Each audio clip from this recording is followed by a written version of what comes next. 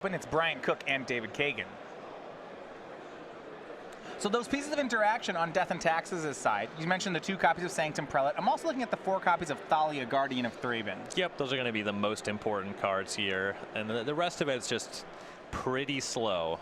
Turn 1, David starts off on Aether Vial. He does have a copy of Thalia here in his opener. On the play, that might work.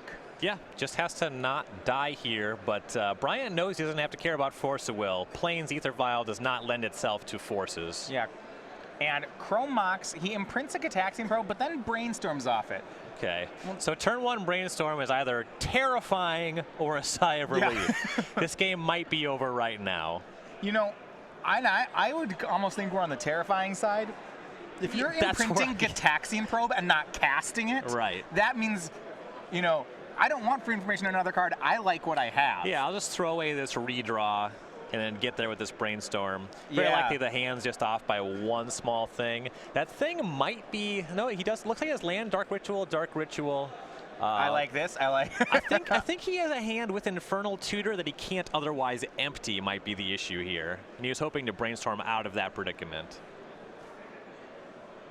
Well, he can't otherwise empty in that sense, but he can empty another way. He has a copy of Empty the Warrens, his 1 main deck. That is nice. It's hard to cast off of Dark Rituals, though. Yeah, he would need a bit of help there. Yeah, you're right. We have Swamp, 2 Dark Rituals, Infernal Tutor, Empty the Warrens.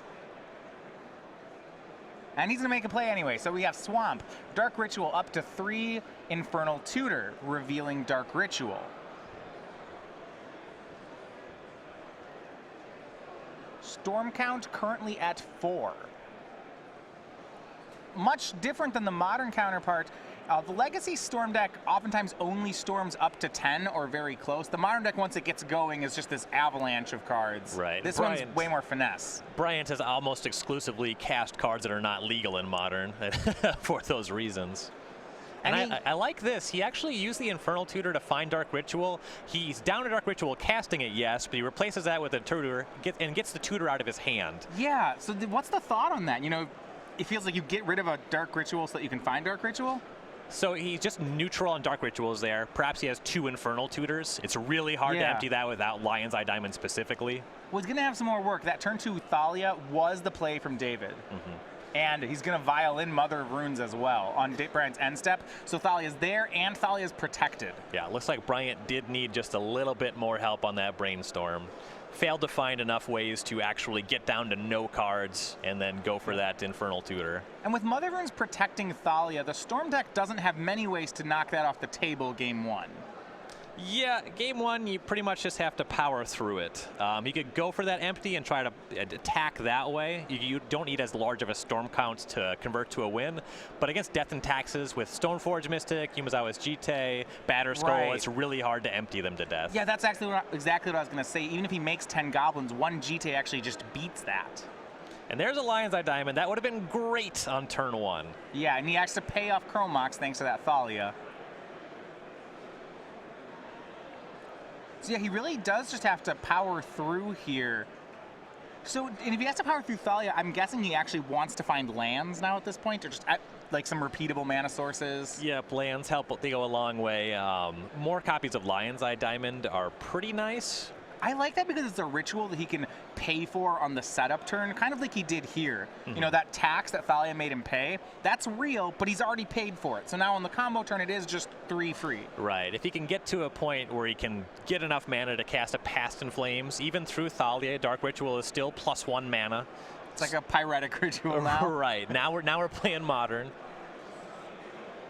Bryant down to 16, plays another land here. He actually has time, though maybe less. On the end step, David's going to make a copy of Bramaz. Again, Thalia is doing all the heavy lifting here. Yeah. Bramaz is just a creature with power and toughness.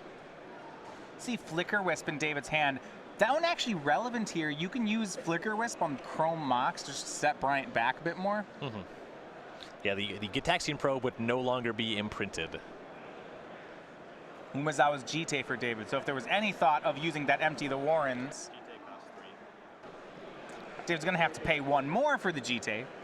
Yeah, Thalia impacts your own spells as well, so we'll make sure that he pays 3 for that. That's not being put in by a Stoneforge Mystic right now.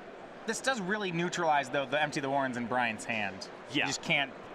If he, I mean, I don't know if he was thinking he could make that play anyway. Now he certainly knows it's off the table. Right.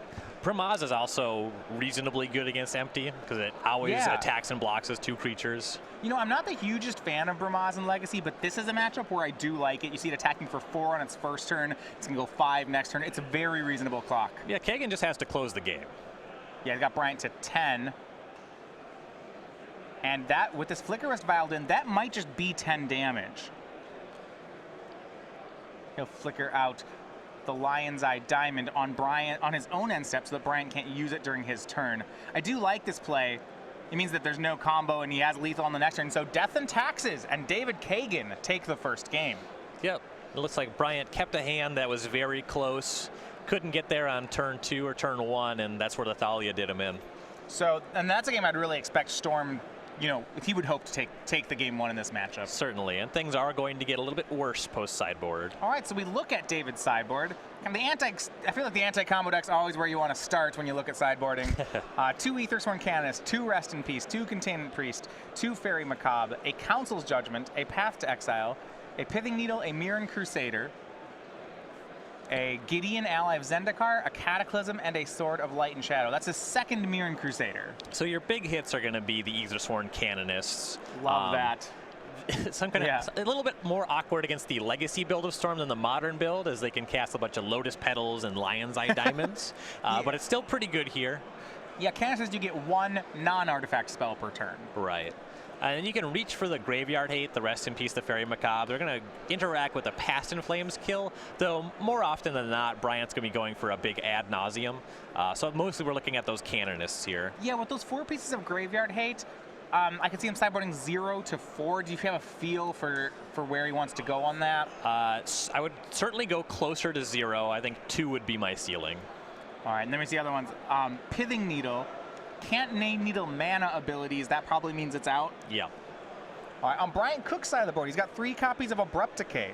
He's got the other 3 Empty the Warrens, 2 copies of Chain of Vapor, a second Past in... Actually, that's his first Past in Flames. He just plays it out of the Wish board. So the 1 Past in Flames, I assume that means it has to stay there. Right. It doesn't come into the deck. A Grape Shot, a Cabal Therapy, a Tendrils of Agony, Dark Petition, Telemann Performance, and then a Bayou to help him cast those Abrupt Decays.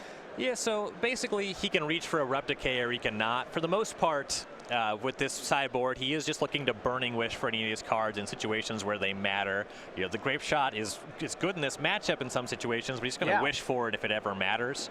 This is not a matchup for Empty the Warrens. Again, he kind of saw how that plays out in game 1. So he can reach for Abrupt Decay. The reason to do that would so that you can actually beat a Sanctum Prelate, so you have more play against something like that, and that would be all you'd be really looking at in this sideboard. Is it sure that he'll put the Grape Shot and leaving it in the Wish board? I was seeing Death and Taxes starting off so quick there. Say something like a turn 1 Mother of Runes. He might like, if he needs to turn to it, wouldn't he need to have it in his deck? Well, because of Mother of Runes, and they can just cast it on turn 1, it's very unexciting to just Grape Shot that, because it's not the problem. You need to beat Thalia, and if you use your Grape Shot there, you're still not doing anything. He's just going to try to win on turn 1 or 2, certainly on the play. Okay, so maybe your best answer to these hate cards is just to try to get a really good draw and just set it up. Okay, that part makes sense.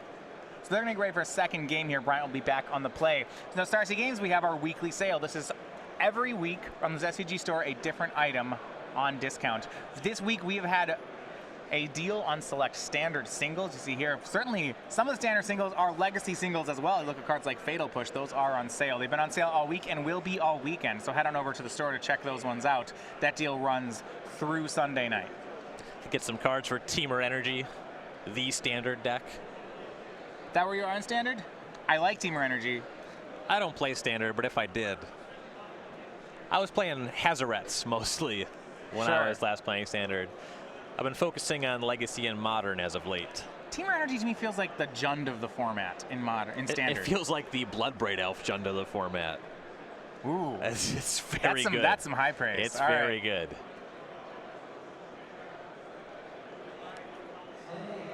So now we have the Pro Tour coming up next weekend in standard.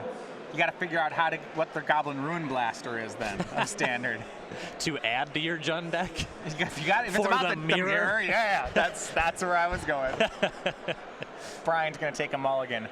So Ryan, I'm looking at my card. Things I am looking for here out of this match. I'd like a turn 2 win from Bryant. Storm count to 10s on my board. Those could happen at the same time. I'd be pretty into that.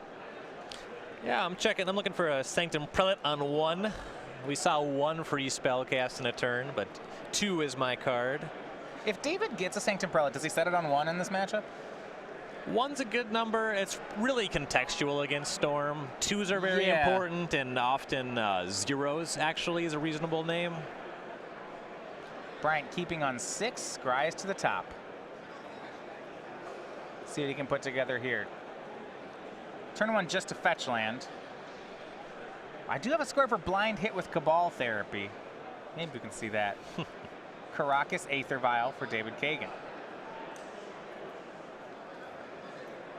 Gitaxian Probe off from Cook. Free spell 1. We see Aether Sworn Canonist in hand. That's the big one. Mother of Runes, Sarah Avenger, Stoneforge Mystic, 2 more lands. I'm actually a little interested that he started on the Aether Vial when he had the option of Mother of Runes into Canonist. Could just be taking a slow route there, maybe just hoping to wasteland on turn 2. Okay. Yeah, it does free up the wasteland. Frequently, you're going to see the Storm player fetch a non-basic land on the first turn if they want to cast a cantrip. Say they lead on Ponder. Sure. We'll see whether Bryant gets a basic or non-basic then. He knows about the wasteland, so yeah, it looks like it'll just get a swamp. Yep, and with that Canis in hand, Bryant knows he has to move. He can either be going for Abrupt Decay for that or just try to storm off now. Well, I think he has a Cabal Therapy, so he might be able to buy himself one more turn. Yeah, and that's what he'll cast. Unfortunately, it's not a blind one, so we don't get to mark off that square just yet. And yeah, he'll take the Aether Sworn Canonist. Yeah. Little combo there of Probe Therapy.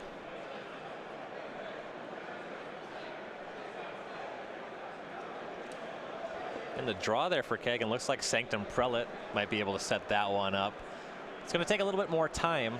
Given that Bryant didn't just win the game, he went for Cabal Therapy.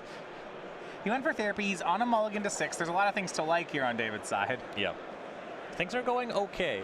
Yeah, he'll make a 2-drop. It's going to be Stoneforge Mystic. That Aether Vial set to 1, so Mother of Rune's going to join. I got a Stoneforge Mystic for Batterskull on my card. Okay. That's going to be hard to keep you off that one all weekend. Yeah. Maybe we'll let that one go. You're there we go. First on the board. We're on it.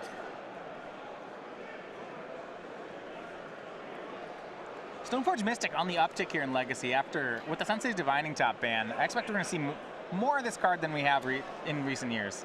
A lot less in the way of sweepers in the format right now. Don't get Terminist too often. Also, there's not just a default best white deck. Yeah, if you want to play a white-blue deck, Stoneforge is a fine way to go in again. So Brian Cook though, Lotus Petal, Brainstorm. Uses blue mana off Petal, not off the fetch land. Yep, conserving that fetch so we can shuffle some cards away here. All right. It's a big expense though. Yeah, and I don't think he found what he liked here. He's got another Petal, an Empty the Warrens, a Burning Wish. It looks like he has 2 lands he's putting back on top of his deck. That might just be Wish, 2 more Petals, and Empty. We'll see what that adds up to. Brian's very good at this. I don't see a kill yet here. No, and Goblins aren't going to beat that Batterskull. No.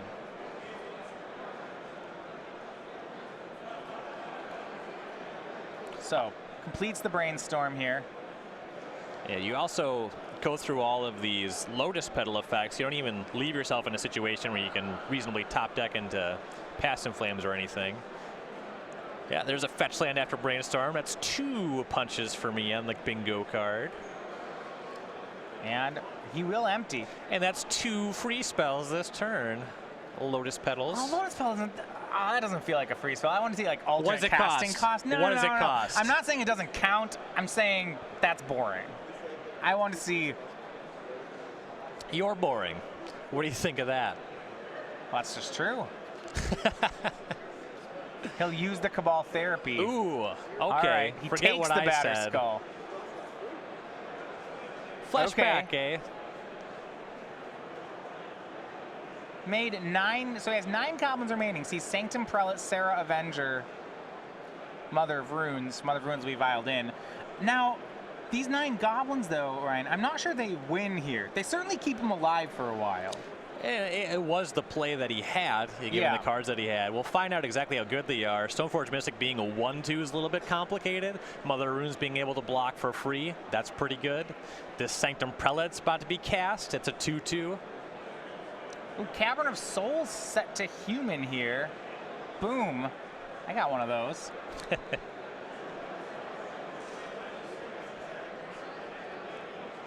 And there's a little die hovering next to that Prelate. Yeah, Sanctum Prelate is set to 1. So now, you got a field of goblins against a bunch of free blockers. The Vial's also going to put in Sarah Avenger.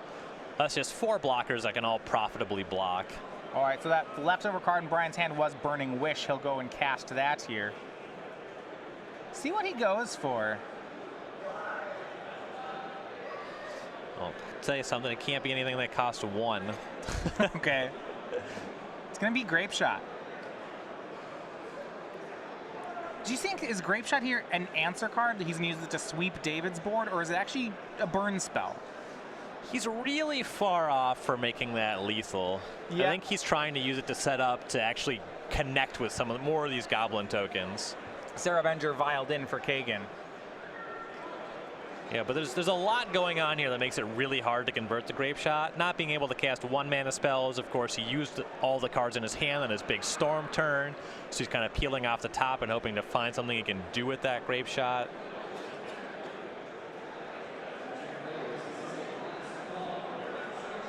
Oh, hey, I got a bingo square for wishing for something. Oh. Like Grape Shot. Well, we'll update on that. You're just going to finish your whole card this turn. I'm going off. Yeah.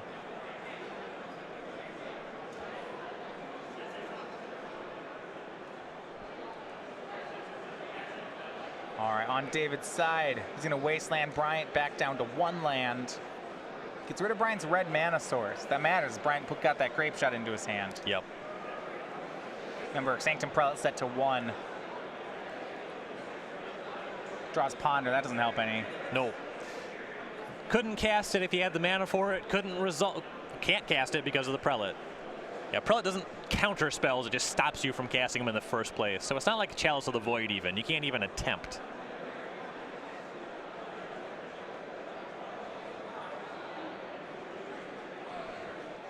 Can't flashback therapy either,